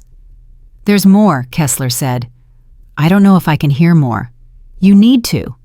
Because this part is about your friend, Destiny. I forced myself to stay seated, to keep listening. She knew about the vitamins. She helped him get them, some kind of compound she ordered online through a series of fake accounts. She researched the dosages. She figured out how to make it look like natural illness. She told me she didn't know about the murder plot, that she thought they were just running away together. Kessler laughed. It was an ugly sound. Lady, she was in it up to her neck. She didn't just know about the plan, she helped design it. Half the ideas came from her. The insurance policy, the forged signatures, even hiring me. That was her suggestion. She said it would be cleaner than the vitamins, faster. I couldn't breathe, I couldn't think. Destiny, my best friend since college, the woman who had held my hand at my first husband's funeral. The woman who had introduced me to Marcus with a smile and a wink, telling me he was perfect for me. She had been planning my death from the very beginning. I have proof, Kessler continued. Recordings. I always record my clients in case I need leverage later. I have hours of conversations between me, Marcus, and Destiny. Every detail of every plan. Every time they laughed about how stupid you were for trusting them. Why didn't you give this to the police? Because Destiny's lawyer is connected, powerful friends in high places. He made it clear that if I cooperated too much, things would get difficult for me inside. Prison is bad enough without having people coming after you. What changed your mind? Kessler was quiet for a long moment. When he spoke again, his voice was different, softer, almost human. I have a daughter. She's 17, lives with her mother in Ohio. Doesn't know what I do for a living, thinks I'm a traveling salesman. What does that have to do with anything? She's about your age when you were at your happiest, I mean, before all this happened to you. And I keep thinking, what if someone did to her what I was going to do to you? What if some man pretended to love her, plotted against her, hired someone like me to take her away from the world? His eyes were wet. I couldn't tell if the emotion was real or another manipulation. With men like Kessler, you never knew. The recordings are on a flash drive. I hid it before I was arrested. I'll tell your detective where to find it. But I wanted you to know first. I wanted you to understand what you were really up against. Why? Because you deserve to know the truth, all of it. And because when you walk into that courtroom and face them, I want you to be ready. They're going to try to destroy you on the stand. They're going to make you look crazy and jealous and paranoid. But now you have proof, undeniable, unedited proof of everything they did. I stood up. My legs felt weak, but I forced them to hold me. Thank you, I said. I don't know why you're doing this, and I'm not sure I believe your reasons, but thank you. One more thing, Mrs. Hayes. I stopped at the door. Your husband. The night before the airport, he called me to go over the final details, and he said something I've never forgotten. He said, the best part is, she'll never see it coming. She thinks I'm the love of her life. She'll walk right into the trap and the last thing she'll feel is confusion. She won't even have time to be scared. I gripped the door frame to steady myself. He was wrong, Mrs. Hayes. You did see it coming. Maybe not consciously, but some part of you knew. Some part of you called that Uber and got in that car and trusted a stranger over your own husband. That instinct saved your life. Don't ever let anyone make you doubt it. I walked out of that room and straight into Walter's arms. I didn't cry, I didn't scream. I just stood there, holding on to him, trying to process what I had learned. Morrison was there too, waiting for instructions. "He's going to tell you where to find a flash drive," I said. "Recordings of Marcus and Destiny planning everything. Get it. Use it. I want them to pay for every single thing they did." The flash drive changed everything. The recordings were devastating. Hours of conversation where Marcus and Destiny discussed my murder like they were planning a vacation, laughing about how easy I was to fool, debating the merits of chloroform versus slow poisoning, calculating how long they would have to wait after my death before they could leave the country without raising suspicion. When Destiny's lawyer heard the recordings, he tried to negotiate a plea deal. The DA refused. She was going to trial with her co-conspirator, and she was going to face the same charges. The trial started on a Monday. The courtroom was packed. Reporters, spectators, people who had seen the story on the news and wanted to watch the drama unfold in person. I sat in the front row between Gloria and Walter, wearing a black dress my father had given me years ago for my first husband's funeral.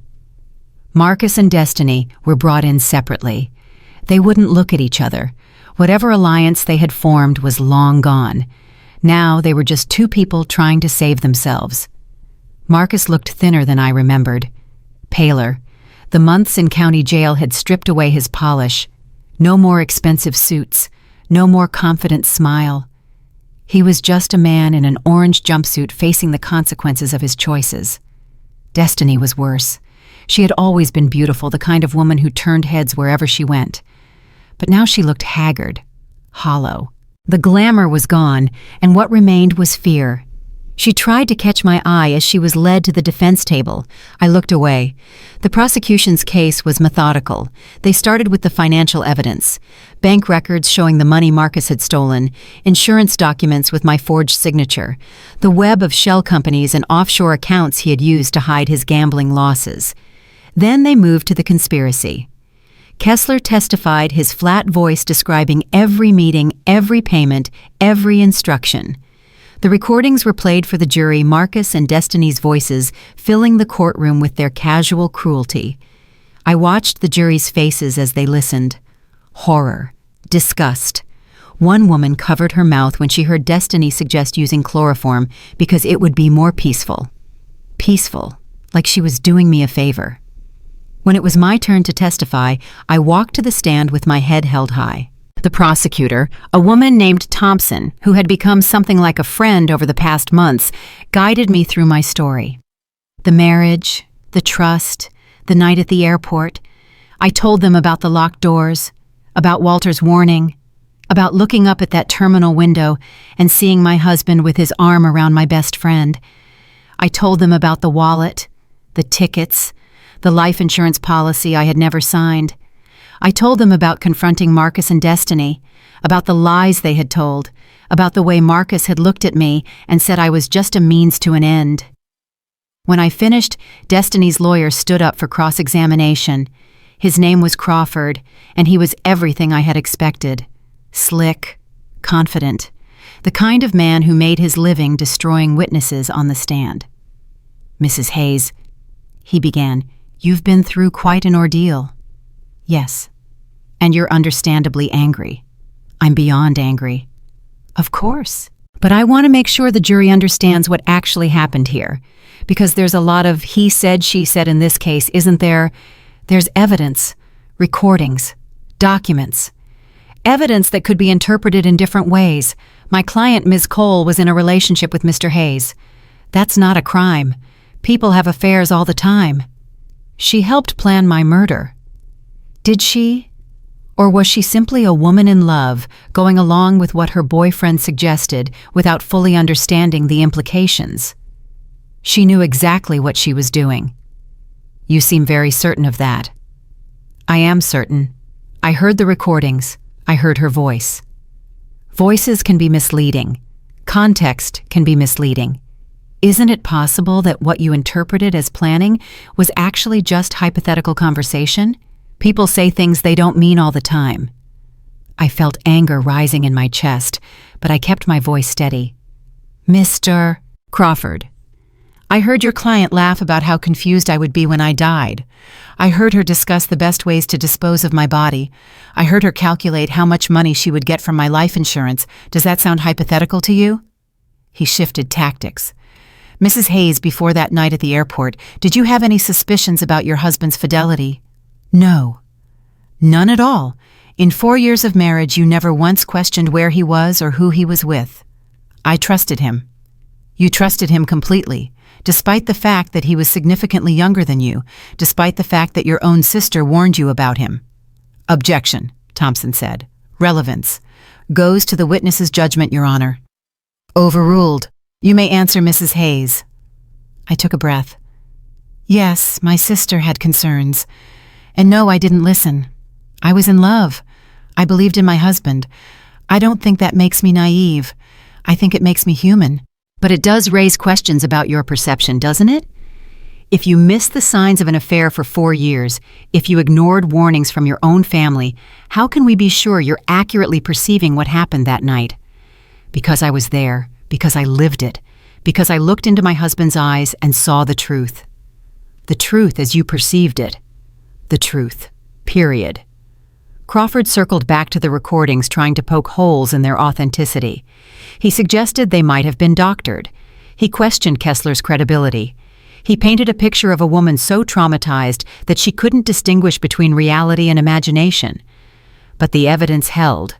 The recordings were verified by 3 separate forensic experts. The financial documents were undeniable. And when Thompson played the recording of Marcus saying, "The best part is she'll never see it coming," even Crawford couldn't spin it. The trial lasted 2 weeks. 2 weeks of testimony and evidence and closing arguments. 2 weeks of watching Marcus and Destiny squirm as their lies fell apart piece by piece. When the jury finally withdrew to deliberate, I felt empty. Not relieved, not anxious, just empty. Whatever happened next, it was out of my hands. Walter found me in the hallway outside the courtroom. "You did good up there," he said. "I don't know if it was enough." "It was enough. Trust me." "You keep telling me to trust, but after everything that's happened, I don't know if I remember how." "You trusted me that night, in the car, when I told you not to open the door." "That was different. I didn't have a choice." "You always have a choice, Maya. You chose to listen. You chose to believe me when everything in your life was telling you not to trust anyone. That instinct is still there. You just need to learn when to use it." The jury came back after 6 hours. Not long for a case this complicated. The lawyers said that was a good sign. We filed back into the courtroom. Marcus and Destiny were brought in, both of them pale, both of them trembling. For the first time since the trial began, they looked at each other. Something passed between them. Fear, maybe, or regret, or just the shared understanding that their fate was about to be decided. The judge asked the jury foreman to stand. "On the charge of conspiracy to commit murder, how do you find the defendant Marcus Hayes guilty? On the charge of insurance fraud, guilty. On the charge of forgery, guilty." The foreman went through each charge. Guilty, guilty, guilty. Marcus's face crumpled with each word, the reality of his situation finally sinking in. Then it was Destiny's turn. "On the charge of conspiracy to commit murder, how do you find the defendant Destiny Cole guilty?" She screamed, an animal sound raw and terrible. Her lawyer tried to calm her, but she pushed him away. She turned toward me, her face twisted with rage. "You ruined everything!" she shrieked. "We would have been happy. We would have been free. You were supposed to die, Maya. You were supposed to just die." The bailiffs grabbed her. She fought them, kicking and screaming as they dragged her from the courtroom. Marcus didn't scream. He didn't fight. He just sat there, staring at the table in front of him as the world he had tried to build on my grave came crashing down around him. I watched them take him away. The man I had married, the man I had loved, the man who had planned my death with the same casual efficiency he used to plan our vacations. I should have felt something. Triumph, vindication, closure. But all I felt was tired. Gloria took my hand. "It's over," she whispered. "It's finally over." But she was wrong. The verdict wasn't the end. It was just the beginning of the next chapter. because now I had to figure out how to live. The sentencing hearing was scheduled for 3 weeks after the verdict. 3 weeks of waiting. 3 weeks of trying to move forward while the final piece of justice hung in the air unfinished. I spent those weeks at the restaurants, working 16-hour days, learning recipes my father had perfected over decades, getting to know the employees who had stayed loyal through everything. Doris became my shadow, teaching me the secrets of the kitchen that my father had never had time to pass on. "Your daddy used to stand right there," she told me one morning, pointing to a spot near the prep station. "Every single day for 20 years. He'd come in before sunrise, put on his apron, and start cooking. Said it was the only time he could think clearly." I never knew that. He was always so busy when I was growing up. I just assumed he spent all his time in the office doing business things. The business was important, but this, the cooking, this was his heart. He used to say that food was how you showed people you loved them. Every dish that left this kitchen was a message, a way of saying, "I see you, I care about you, you matter." I thought about that a lot in the days that followed. My father's legacy wasn't just the buildings and the bank accounts and the name on the sign. It was this, the food, the care, the way a meal could make someone feel seen. Marcus had tried to destroy all of it. He had cut corners and cheapened ingredients and driven away customers. But the heart was still there, buried under years of neglect, but still beating. All it needed was someone to bring it back to life. The night before the sentencing, I couldn't sleep. I lay in my hotel bed, staring at the ceiling, running through everything I wanted to say. The judge had given victims the opportunity to deliver impact statements.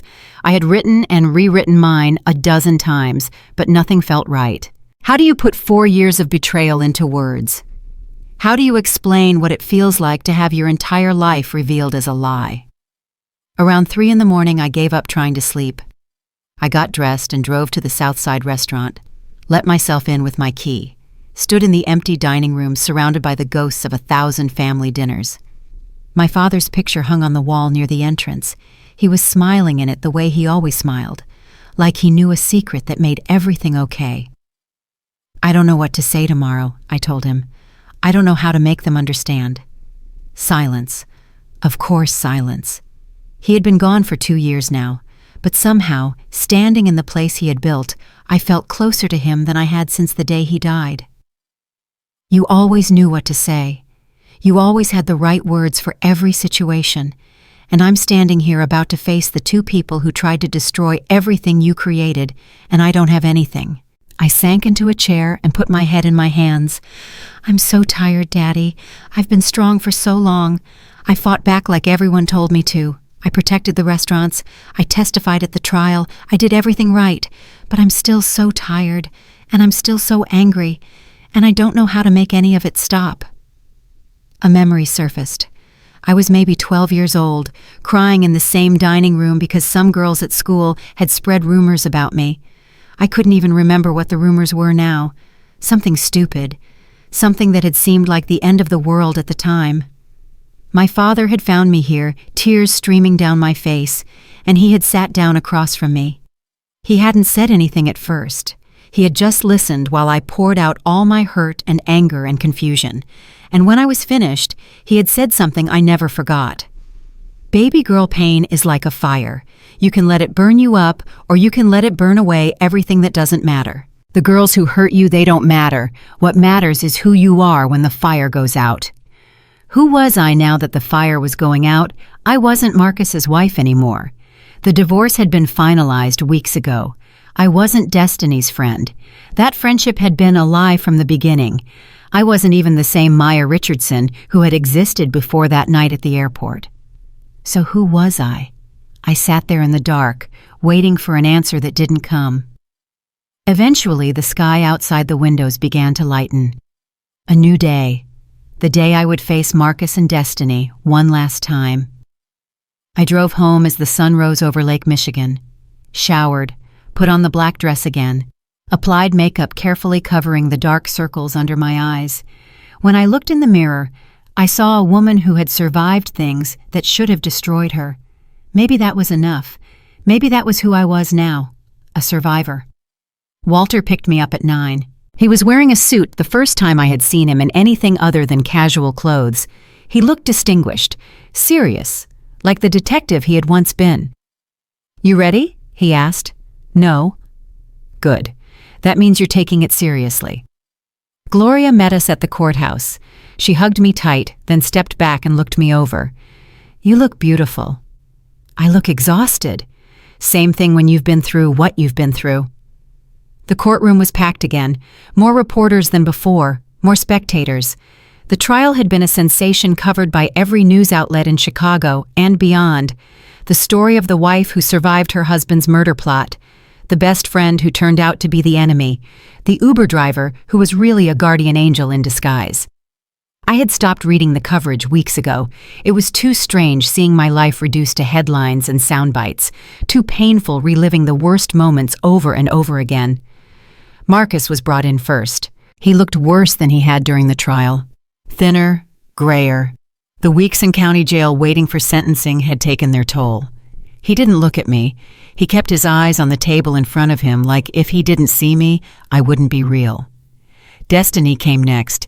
She had stopped fighting, stopped screaming. She walked to her seat like a woman already dead, her eyes empty, her face slack.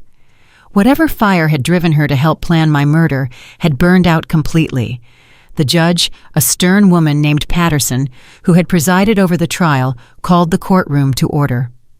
"Before I deliver the sentence, I will hear victim impact statements. Mrs. Hayes, you may proceed." I stood up. My legs felt like they might give out, but I forced them to carry me to the podium. I had my prepared statement in my hand, pages of carefully crafted words that said everything I thought I was supposed to say. But when I looked at Marcus and Destiny sitting there in their orange jumpsuits waiting to hear how much they had hurt me, I realized the prepared words weren't enough. I set the papers aside. 4 years ago, I began, my voice shaking. I was a lonely widow. My first husband had died of cancer, and I thought I would never feel joy again.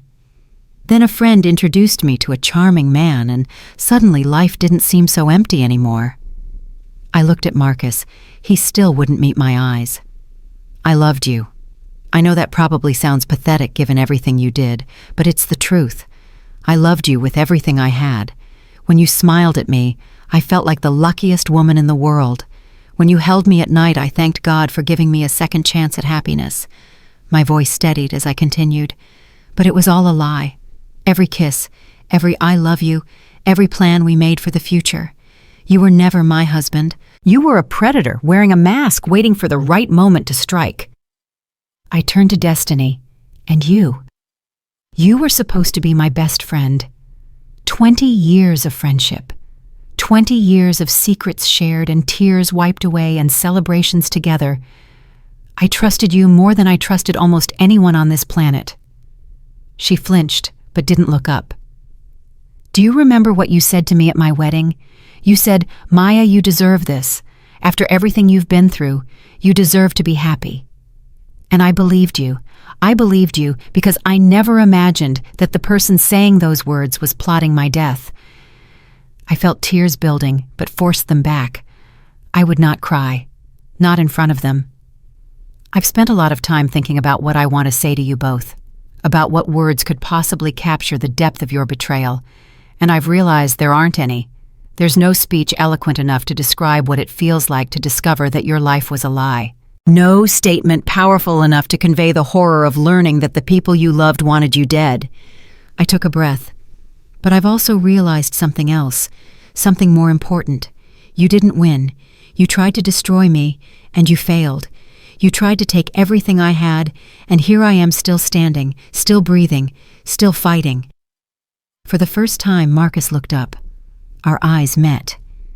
And in that moment, I saw something I had never seen in him before. Fear. Real, genuine fear. Not of prison, not of punishment. Fear of me. Fear of what I had become. You called me a means to an end. You said I was pathetic, easy to manipulate, too desperate for love to see what was right in front of me. And maybe you were right. Maybe I was all those things, but I'm not anymore. I stood straighter. My father built something beautiful. 5 restaurants that fed thousands of families, a legacy of hard work and integrity and love. You tried to tear it all down. You stole money. You cut corners. You drove away loyal customers and mistreated loyal employees. But you couldn't kill what he created, because what he created lives in me now, in every recipe I'm learning, in every customer I serve, in every employee who stayed because they believed in what this family stands for. I looked at the judge. Your Honor, I'm not going to ask for a specific sentence. That's not my place. What I will say is this: I believe in justice. I believe that actions have consequences. And I believe that these 2 people who conspired to take my life and steal my father's legacy need to face those consequences, not out of vengeance, not out of hatred, but because that's how civilization works. That's how we maintain order. That's how we protect the next woman who might fall prey to someone like them. I turned back to Marcus and Destiny one last time. I forgive you. Not for your sake, but for mine. I refuse to carry this hatred for the rest of my life. I refuse to let what you did define who I am. But forgiveness doesn't mean freedom from consequences. It means I'm choosing to let go of my anger while you face the punishment you earned. I walked back to my seat. Gloria grabbed my hand and squeezed. Walter nodded once, a small gesture of approval. The judge allowed statements from Marcus and Destiny's lawyers. Pleas for leniency, arguments about mental health and difficult childhoods, and the possibility of rehabilitation. I barely listened. Then Judge Patterson spoke. Marcus Hayes, please stand. He rose slowly like a man facing execution. You have been found guilty of conspiracy to commit murder insurance fraud forgery and multiple counts of financial crimes. The evidence presented at trial painted a picture of a cold, calculating individual who systematically targeted a vulnerable woman for financial gain. You showed no remorse for your actions. You expressed no genuine understanding of the harm you caused. The only regret you seem to feel is that you were caught. She paused. I sentence you to 35 years in federal prison with no possibility of parole for the first 25 years. Additionally, you are ordered to pay full restitution for all stolen funds to be garnished from any assets or future earnings. Marcus swayed on his feet. His lawyer grabbed his arm to steady him. Destiny Cole, please stand. Destiny rose. She was trembling so badly I could see it from across the room. You were found guilty of the same charges as your co-defendant, but in some ways your betrayal was even worse. You weren't a stranger who targeted Mrs. Hayes for money. You were her friend. You had access to her heart, her home, her deepest vulnerabilities, and you exploited all of it. The judge's voice hardened. The recordings played at trial revealed a woman who actively participated in planning another woman's murder. You suggested methods. You researched poisons. You helped acquire the materials. This was not a case of a woman blindly following a manipulative boyfriend. This was a partnership, an equal collaboration in evil. I sentence you to 30 years in federal prison with no possibility of parole for the first 20 years. You are also ordered to pay restitution and are permanently barred from contacting Mrs. Hayes or any member of her family. Destiny collapsed. The bailiffs had to carry her out of the courtroom. Marcus walked out on his own feet, but just barely. As he passed my row, he stopped. The bailiffs tried to move him along, but he resisted for just a moment. Maya, he said. I looked at him. I'm sorry. No, you're not. You're sorry you got caught. There's a difference. They took him away. The courtroom erupted in noise, reporters shouting questions, spectators talking among themselves, camera flashes going off. But I sat perfectly still, letting it all wash over me. It was done. Finally, completely done. Walter drove me home. Gloria had to go back to work, but she promised to come over that evening with dinner and wine. For now, it was just me and the man who had saved my life. How do you feel? He asked. Empty, relieved, confused, all of it at once. That's normal. Will it ever feel normal? Any of this? Define normal. I thought about it. I guess I mean, will I ever feel like myself again? you'll feel like a new version of yourself. That's what trauma does. It changes you. The key is making sure it changes you into someone better, not someone bitter. We pulled up to my townhouse. I had finally moved back in about a month ago. It had taken a complete renovation to make the place feel like mine again. New furniture, new paint, new everything. The only thing I kept was my father's photo. "Do you want to come in?" I asked. "I should let you rest." "I don't want to be alone, not right now." He parked the car and followed me inside. I made coffee while he sat at the kitchen counter, the same counter where Marcus used to leave his coffee cup every morning. "I'm thinking about opening a 6th restaurant," I said. "Already you've barely stabilized the other 5. "I know, but there's a location downtown. Perfect spot. My father always wanted to expand there, but he never had the chance. I think it's time." "That's a big risk." "Life is a big risk. I might as well take the ones that matter." We drank our coffee in comfortable silence. Outside the window, Chicago carried on with its business. Cars and buses and people rushing to wherever they needed to be. A city that didn't care about my tragedy or my triumph. A city that would keep moving no matter what happened to Maya Richardson. There was something comforting in that. The world didn't stop for my pain, which meant it also wouldn't stop for my healing. I could take as long as I needed to figure out who I was now. The world would wait. "Walter, can I ask you something?" "Anything." "What are you going to do now the trial's over?" "I'm safe. You've fulfilled your promise to my father. Are you going to disappear back into the shadows?" He was quiet for a long moment. "Is that what you want? For me to disappear?" "No, but I don't want you to stay out of obligation either. You've done enough. More than enough. If you want to retire to Florida and never think about Maya Richardson again, I would understand." "Florida's too hot, and I don't want to stop thinking about you." I looked at him, really looked, at the gray in his hair and the lines on his face and the steadiness in his eyes. This man who had watched over me for years without ever asking for recognition, who had saved my life and then helped me rebuild it, who had been more faithful to my father's memory than anyone else in my life. "Then stay," I said, "not as my protector, not as my father's friend. Stay as I don't know. A partner, maybe. The restaurants could use a security consultant, someone who knows the business side and the protection side, someone I trust." "You're offering me a job. I'm offering you a place, in my life, in whatever comes next, if you want it." He smiled. It was the first real smile I had seen from him, not the tight professional expression he usually wore, an actual smile, warm and genuine. "I want it." The months that followed were the hardest and the best of my life. Hard because I was learning everything from scratch. How to run a restaurant, how to manage employees, how to make decisions without second-guessing myself every step of the way. But also the best, because for the first time in years, I was living for myself. Not for my husband's approval, not for my friend's validation, just for me. The 6th restaurant opened in October. I named it Raymond's after my father. The night before the grand opening, I stood in the empty dining room and talked to him the way I used to at the South Side location. "I hope you're proud of me, Daddy. I know I made mistakes. I trusted the wrong people. I almost lost everything you built. But I'm still here, and I'm going to make sure your legacy lives on." The opening was a success. The reviews were glowing. For the first time in years, Rosie's Kitchen was making headlines for the right reasons. Not scandal, not betrayal, just good food and good service and a story of resilience that people seemed to connect with.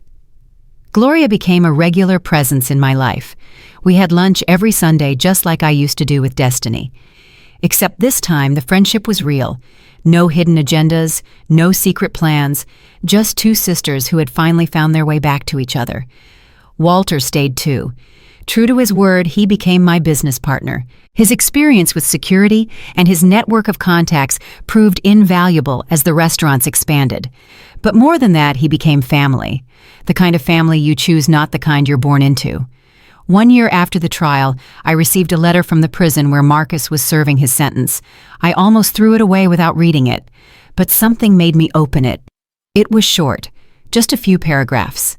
He wrote about his days in prison, about the therapy he was required to attend, about the way solitude had given him time to reflect on his choices. "I know sorry isn't enough," he wrote. "I know nothing I say will undo what I did.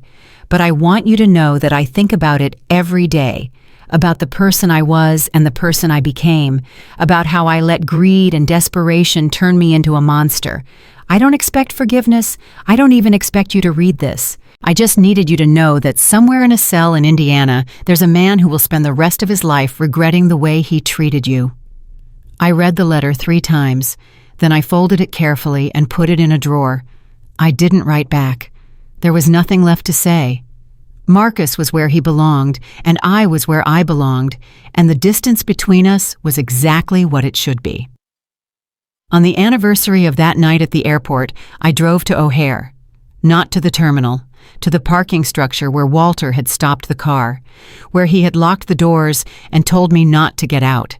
The concrete pillar was still there, the same spot where Jerome Kessler had waited with his chloroform and his knife. It looked ordinary in the daylight, just a pillar in a parking structure. Nothing special. But to me, it was everything. I stood there for a long time remembering how scared I had been, how confused, how certain that the man in the driver's seat was the enemy. And then I thought about what came after. The confrontation with Marcus and Destiny, the investigation, the trial, the restaurants, the rebuilding, everything that had grown from that single moment of terror. My phone buzzed. A text from Walter. "Everything okay?" I typed back. "Everything's perfect. On my way home." Home. Such a simple word, but it meant something different now. Home wasn't just a building or an address. It was the life I had built from the ashes of the one that burned down. It was the people who had stood by me when everything fell apart. It was the person I had become stronger and wiser and more alive than ever before. I got back in my car and drove away from the airport, away from the past, toward whatever came next. The sun was setting over Lake Michigan, painting the sky in shades of orange and gold. Chicago stretched out before me, all those millions of lives intersecting and diverging, each one a story waiting to be told. And mine was just beginning. I thought about the woman I had been 1 year ago, the trusting wife, the loyal friend, the person who believed that love was enough to protect you from the darkness in other people's hearts. That woman was gone, but the one who replaced her was someone my father would have been proud of. Someone who faced betrayal and came out the other side. Someone who learned that trust is a gift you give carefully and that the people who deserve it will prove themselves worthy. Marcus had called me a means to an end. He had underestimated me from the very beginning.